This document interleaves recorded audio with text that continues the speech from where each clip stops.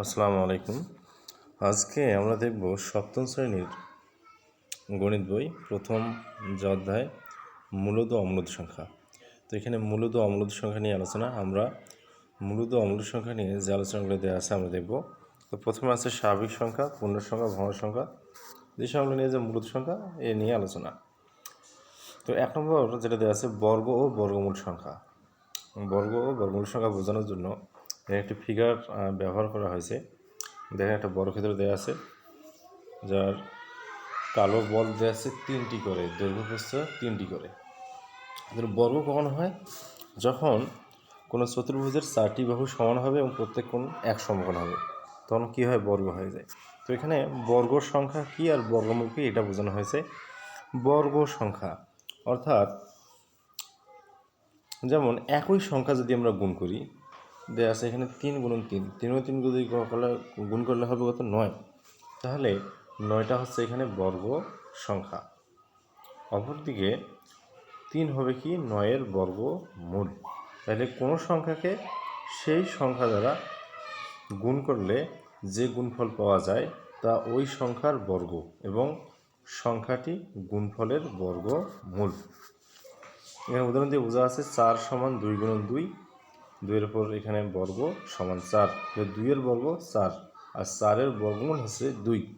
একেবারে বেসিক আলোচনা, যারা বেসিক বোঝেন না তাদের জন্য এই আলোচনাটি অনেক গুরুত্বপূর্ণ এবং সপ্তম শ্রেণী যারা পড়ুয়া আছে তাদের জন্য এই আলোচনা আর কি। এরপরে আমরা যাব পূর্ণবর্গ সংখ্যা। তাহলে পূর্ণবর্গ সংখ্যার ক্ষেত্রে আমরা যে বিষয়টা দেখব যে 1-এর বর্গ করলে 1 হয়। তাহলে 1-এর উপর যদি বর্গ করে দিলে মান কত হচ্ছে 1, তাহলে 1টাকে আমরা বলতে পারবো কি? পূর্ণবর্গ সংখ্যা। অপরদিকে 2 আছে, 2 গুণন 2 সমান 4, তাহলে 4টা হচ্ছে পূর্ণবর্গ সংখ্যা। আবার 9, 25, 49 এগুলো এভাবে হচ্ছে পূর্ণবর্গ সংখ্যা। তাহলে 1, 4, 9, 25, 49 সংখ্যাগুলো হচ্ছে পূর্ণবর্গ সংখ্যা। এখন এখানে দেওয়া আছে বর্গ সংখ্যার কিছু ধর্ম, যেমন 1-এর বর্গ করলে কি হয়? 1 হয়, 2-এর করলে 4 হয়, 3-এর করলে 9 হয়। তো এখান থেকে যে বিষয়টা পর্যবেক্ষণে আসবে তা হচ্ছে যে সংখ্যাগুলোর 0, 1, 4, 5, 6 বা 9 কোনো সংখ্যা, কোনো বর্গ সংখ্যা এক অবস্থানে 2, 3, 7 বা 8 অঙ্কটি নেই।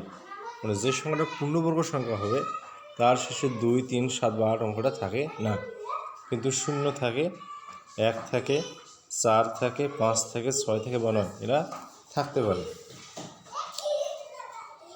এখানে এগুলো কাজ দেওয়া আছে যে কোনো সংখ্যার এক অবস্থানের অঙ্ক 0, 1, 4, 5, 6, 9 হলে কি সংখ্যাটি পূর্ণবর্গ সংখ্যা হবে? না, সব ক্ষেত্রে সংখ্যাটি বর্গ সংখ্যা হবে না। যেমন 11, 11 শেষে এখানে 1 আছে, তাহলে 1 থাকলেও সংখ্যাটি বর্গ সংখ্যা নয়। আবার 121 সংখ্যাটি বর্গ সংখ্যা। তো এইভাবে যে 0, 1, 4, 5, 6, 9 হলে সংখ্যাটি বর্গ সংখ্যা হতে পারে, আর বর্গ সংখ্যা হলে অবশ্যই 0, 1, 4, 5, 6, 9 থাকবেই। অপরদিকে 2 নম্বর কাজ যেটা, নিচের সংখ্যাগুলোর কোনগুলো পূর্ণবর্গ সংখ্যা নির্ণয় করো। তো এখান থেকে আমরা পূর্ণবর্গ সংখ্যাগুলো কীভাবে নির্ণয় করব? আমরা শেষের অঙ্কের সাহায্যে নির্ণয় করতে পারি।